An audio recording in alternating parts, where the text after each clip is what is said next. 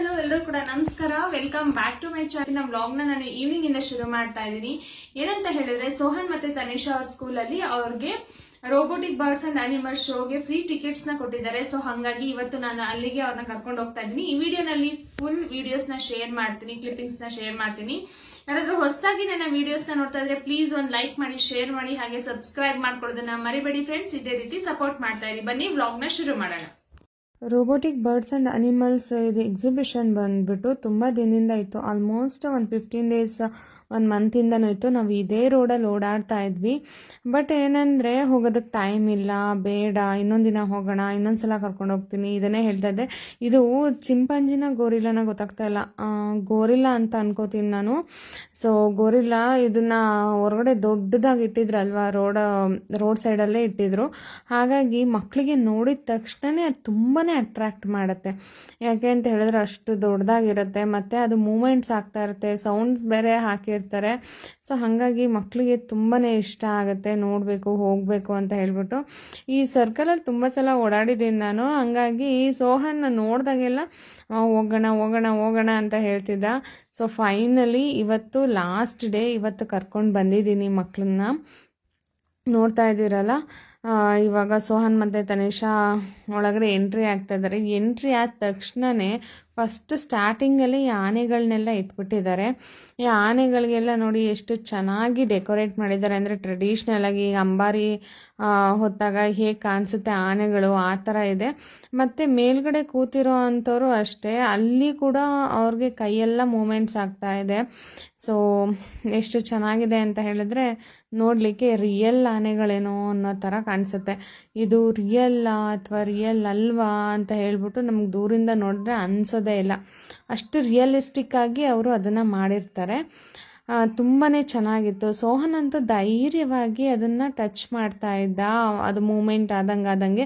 But Tanisha ಸ್ವಲ್ಪ ಭಯ ಪಟ್ಕೊತಾ ಇದ್ಲು. ಅದು ಮೂಮೆಂಟ್ಸ್ ಹಿಂಗೆ ಬಂದಾಗ ಮುಟ್ಟೋದಕ್ಕೂ ಹೆದರ್ಕೋತಾ ಇದ್ಲು. ಬಟ್ ಅವಳಿಗೆ ಇಷ್ಟ ಅದನ್ನು ಟಚ್ ಮಾಡಬೇಕು ಅಂತ ಹೇಳ್ಬಿಟ್ಟು ಖುಷಿನೂ ಪಡ್ತಾ ಇದ್ಲು. ಸೊ ಅವಳಿಗೆ ಮಿಕ್ಸ್ಡ್ ಫೀಲಿಂಗ್ ಇತ್ತು, ಭಯನೂ ಇತ್ತು, ಈ ಕಡೆ ಖುಷಿನೂ ಪಡ್ತಾ ಇದ್ಲು. ಅದನ್ನು ನೋಡಿ ನನಗಂತೂ ತುಂಬಾ ಒಂಥರ ಕರ್ಕೊಂಡು ಬಂದಿದ್ದು ಒಳ್ಳೆಯದಾಯಿತು. ಮಕ್ಕಳಿಗೆ ಎಲ್ಲ ಥರ ನಾಲೆಡ್ಜ್ ಸಿಗುತ್ತೆ, ಯಾವ್ಯಾವ ಪಕ್ಷಿ ಯಾವ್ಯಾವ ಥರ ಇರುತ್ತೆ, ಯಾವ್ಯಾವ ಥರ ಸೌಂಡ್ ಮಾಡುತ್ತೆ, ಇದೆಲ್ಲ ತುಂಬಾ ಚೆನ್ನಾಗಿ ಮಕ್ಕಳಿಗೆ ಅರ್ಥ ಆಗುತ್ತೆ. ಈಗ ನಾವು ಹೇಳ್ಕೊಡೋದಕ್ಕೂ ಕಣ್ಣಿಂದ ಅವ್ರು ನೋಡೋದಕ್ಕೂ ತುಂಬಾ ವ್ಯತ್ಯಾಸ ಇರುತ್ತೆ ಅಲ್ವಾ. ಇದೆಲ್ಲ ಲರ್ನಿಂಗ್ ಟೈಮ್ ಅವ್ರಿಗೆ. ಸೊ ಇಂಥದ್ದೆಲ್ಲ ಸ್ವಲ್ಪ ಆಪರ್ಚುನಿಟೀಸ್ ಸಿಕ್ಕಿದಾಗ ಹೊರಗಡೆ ಕರ್ಕೊಂಡೋಗೋದು, ಮಕ್ಕಳಿಗೆ ಇದನ್ನೆಲ್ಲ ತೋರಿಸೋದು, ಇಂಟ್ರೊಡ್ಯೂಸ್ ಮಾಡಿಸೋದು, ಇದೆಲ್ಲ ತುಂಬಾ ಒಳ್ಳೆಯದು. ಯಾಕೆಂದರೆ ಇದನ್ನೆಲ್ಲ ನೋಡಿನೂ ಅವ್ರ ಖುಷಿನೂ ಆಗುತ್ತೆ ಮನಸ್ಸಿಗೆ, ಮತ್ತು ಅವರು ಏನೋ ಒಂದನ್ನು ಕಲಿಯೋದಕ್ಕೂ ಕಲಿತಾರೆ ಅಂತ ನನಗನ್ಸುತ್ತೆ. ಮೈ ಪರ್ಸ್ನಲ್ ಒಪಿನಿಯನ್ ಇದು.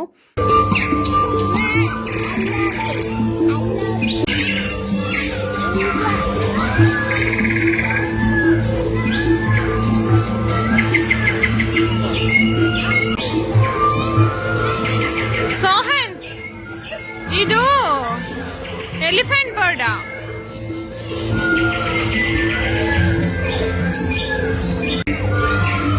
ಏನದು? ಯಾವುದು?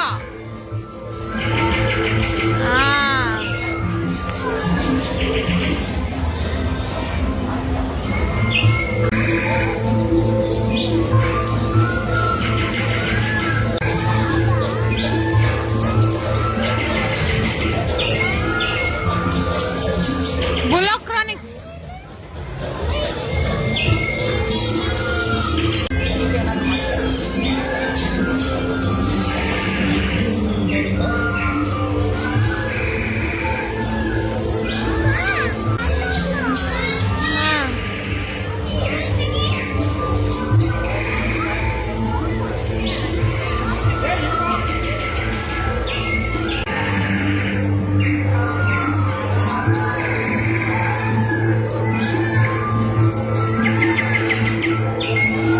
ಬರ್ಡ್ಸ್ದೆಲ್ಲ ಸೌಂಡು ಮತ್ತು ಮ್ಯೂಸಿಕ್ ಹಾಕಿದ್ರಿಂದ ನಾನು ಮಾತಾಡೋದು ಮಕ್ಳಿಗೆ ಕೇಳಿಸ್ತಾ ಇರಲಿಲ್ಲ, ಮಕ್ಕಳು ಮಾತಾಡೋದು ನಮಗೆ ಕೇಳಿಸ್ತಾ ಇರಲಿಲ್ಲ. ಹಾಗಾಗಿ ಸೊ ಎಷ್ಟೋ ಕಡೆ ಅವ್ರು ಮಾತಾಡೋದೇ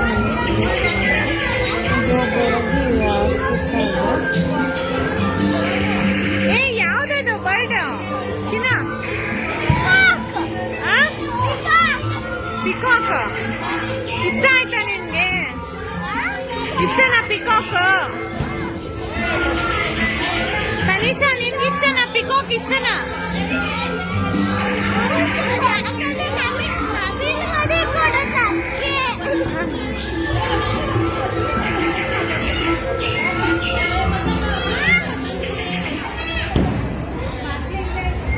Which bird? Colorful parrot.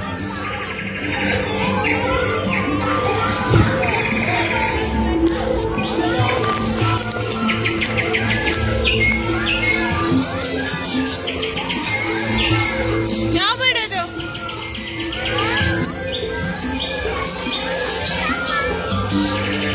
ಯಾವ bird ಅದು? Ostrich.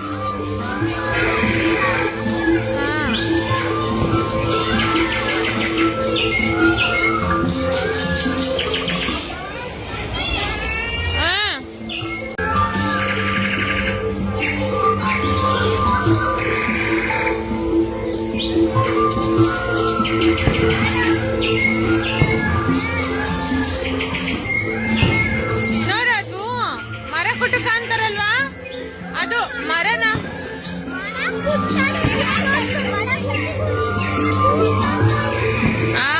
ಕರೆಕ್ಟ್.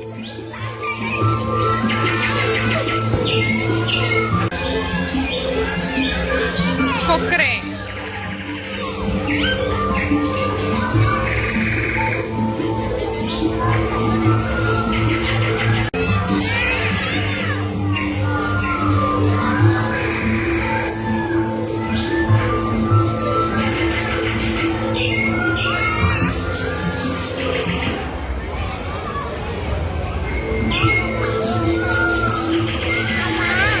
ಏನಮ್ಮ?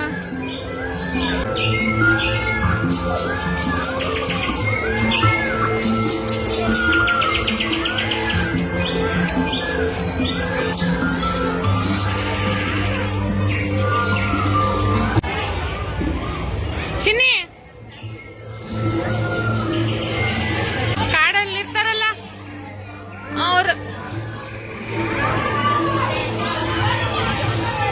ಡೀರ್, ಜಿಂಕೆ, ಆನೆ. ಹೌದಾ?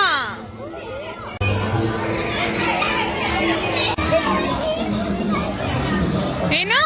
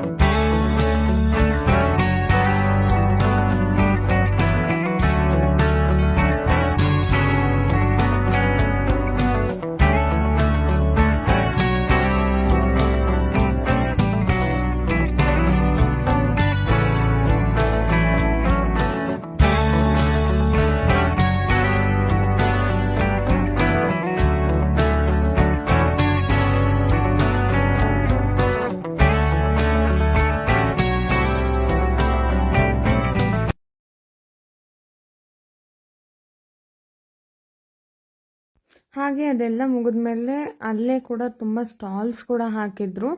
ಮಕ್ಕಳಿಗೆ ಇಷ್ಟ ಆಗೋ ಅಂಥದ್ದೆಲ್ಲ ಇಟ್ಟಿದ್ರು. ಮತ್ತು ಕ್ಲಿಪ್ಸು, ಹೇರ್ ಬ್ಯಾಂಡ್ಸು ಇದೆಲ್ಲ ಇಟ್ಟಿದ್ರು.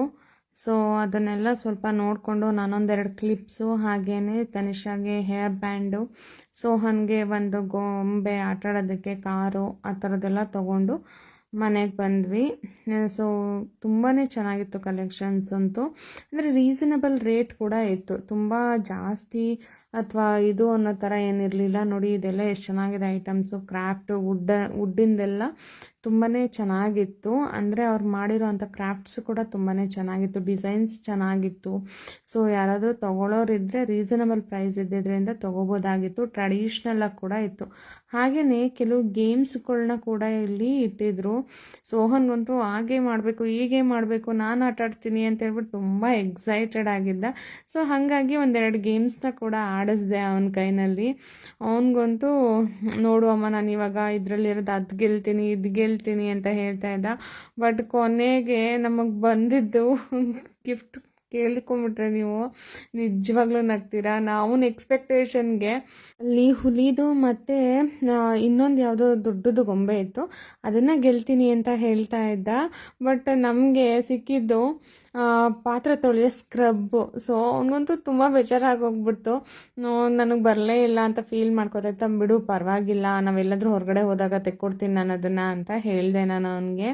ಹಾಗೆ ಇಲ್ಲಿ ಗೇಮ್ಸ್ ಎಲ್ಲ ಇಟ್ಟಿದ್ರು. ಅದರಿಂದ ಸ್ವಲ್ಪ ಆಚೆ ಬಂದರೆ ಗೇಮ್ಸ್ ಎಲ್ಲ ಇಟ್ಟಿದ್ರು. ಈ ವಾಟರ್ ಗೇಮ್ಸು ಮತ್ತು ಆ ಟ್ರೈನಲ್ಲಿ ಕೂತ್ಕೊಂಡು ಆಟಾಡೋದು, ಮಕ್ಕಳಿಗೆ ಸ್ಕೈ ಜಂಪು, ಇದೆಲ್ಲ ಇಟ್ಟಿದ್ರು. ತುಂಬಾ ಚೆನ್ನಾಗಿತ್ತು. ಆದರೆ ನಾನು ಈ ವಾಟರ್ ಗೇಮ್ ಆಟಾಡಬೇಕು ಅಂತ ಹೇಳ್ದೆ. ಬಟ್ ವಾಟರ್ ತುಂಬಾ ಗಲೀಜಾಗಿತ್ತು. ಹಾಗಾಗಿ ಬೇಡ, ಇನ್ಫೆಕ್ಷನ್ ಆಗುತ್ತೆ ಅಂತ ಹೇಳಿಬಿಟ್ಟು ನಾನು ವಾಟರ್ ಗೇಮ್ ಆಟ ಆಡಿಸ್ಲಿಲ್ಲ. ನೆಕ್ಸ್ಟ್ ಅಲ್ಲಿಂದ ಸ್ವಲ್ಪ ಮುಂದೆ ಹೋದ್ವಿ. ನೋಡಿ ಇದೆಲ್ಲ ಟ್ರೈನ್ದೆಲ್ಲ ಇದೆ ಅಲ್ವಾ. ಸೊ ಇದೊಂದು 2-3 ಗೇಮ್ನ ಆಟ ಆಡಿಸ್ದೆ. ಅಷ್ಟರಲ್ಲಿ ಟೈಮ್ ಆಗ್ತಾ ಬಂತು. ಹಾಗಾಗಿ ಬೇಡ ಹೋಗೋಣ ಮನೆಗೆ ಅಂತ ಹೇಳಿದ್ರೆ ಅವ್ರಿಗೆ ಇನ್ನೂ ಮನೆಗೆ ಬರೋದಕ್ಕೆ ಮನಸ್ಸೇ ಇರಲಿಲ್ಲ. ಅವ್ರಿಗೆ ಯಾವಾಗಲೂ ಅದು ಅಷ್ಟು ಕಲರ್ಫುಲ್ಲಾಗಿ ಲೈಟಿಂಗ್ಸು ಮತ್ತು ಇದು ಎಲ್ಲ ಮಕ್ಳಿಗೆ ತುಂಬ ಅಟ್ರ್ಯಾಕ್ಟ್ ಮಾಡುತ್ತಲ್ವ. ಹಾಗಾಗಿ ಇಲ್ಲ ಇನ್ನೊಂದು ಸ್ವಲ್ಪ ಇರೋಣ, ಇನ್ನೊಂದು ಸ್ವಲ್ಪ ಹೊತ್ತು ಆಟ ಆಡೋಣ ಅಂತ ಹೇಳ್ಬಿಟ್ಟು ಅದನ್ನೇ ಹೇಳ್ತಾಯಿದ್ರು. ಹಾಗಾಗಿ ನಾನು ಈ ಸ್ಕೈ ಜಂಪು ಮತ್ತು ಇದನ್ನೆಲ್ಲ ಒಂದು 2-3 ಗೇಮ್ಸ್ನ ಆಟ ಆಡಿಸ್ಬಿಟ್ಟು ಆಮೇಲೆ ಆಟ ಆಡಿದ್ಮೇಲೆ ಅವರೇ ಹೇಳಿದ್ರು, ಸರಿ ಅಮ್ಮ ಆಯಿತು ಹೋಗೋಣ, ನಮಗೂ ಸ್ಟ್ರೈನ್ ಆಗ್ತಾಯಿದೆ, ಮನೆಗೆ ಹೋಗೋಣ ಅಂತ ಹೇಳ್ಬಿಟ್ಟು. ಸರಿ ಅಂತ ಹೇಳ್ಬಿಟ್ಟು ಇದೆಲ್ಲ ಆಟ ಆಡಿಸಿ ನಾನು ಮನೆಗೆ ಹೋಗೋಣ ಅಂತ ಕರ್ಕೊಂಡು ಬಂದೆ. ಅಲ್ಲಿ ಪುನೀತ್ ಸರ್ ಬ್ಯಾನರ್ ಕೂಡ ಹಾಕಿದ್ರು. ಅಲ್ಲಿ ಸೋಹನ್ಗೆ ತುಂಬ ಇಷ್ಟ ಪುನೀತ್ ಸರ್ ಅಂದರೆ. ಸೊ ಹಾಗಾಗಿ ಫೋಟೋಸ್ ಕೂಡ ಕ್ಲಿಕ್ ಮಾಡಿದೆ. ನಂತರ ಇವತ್ತಿನ ದಿನ ಅಂತೂ ಮಕ್ಕಳು ಸಖತ್ತಾಗಿ ಎಂಜಾಯ್ ಮಾಡಿದ್ರು. ತುಂಬಾ ಇಷ್ಟ ಆಯಿತು ಅವ್ರಿಗೆ. ಇನ್ಯಾವ ಬರ್ಡ್ ನೋಡಿದ್ರಿ?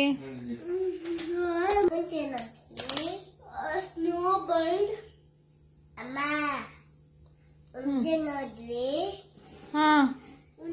ಪ್ಯಾರೆಟ್, ಆಮೇಲೆ ಪೆಂಗ್ವಿನ್,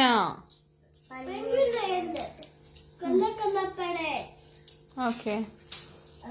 ಅನಿಮಲ್ಸ್ ಯಾವ್ದು ನೋಡಿದ್ರಿ? ಆನೆನಾ? ಓಕೆ. ಆಮೇಲೆ ಓಕೆ, ಕಾಡಲ್ಲಿ ವಾಸ ಮಾಡ್ತಾರಲ್ಲ ಅವರು. ಹಾಂ, ಟ್ರೈಬರ್ಸ್.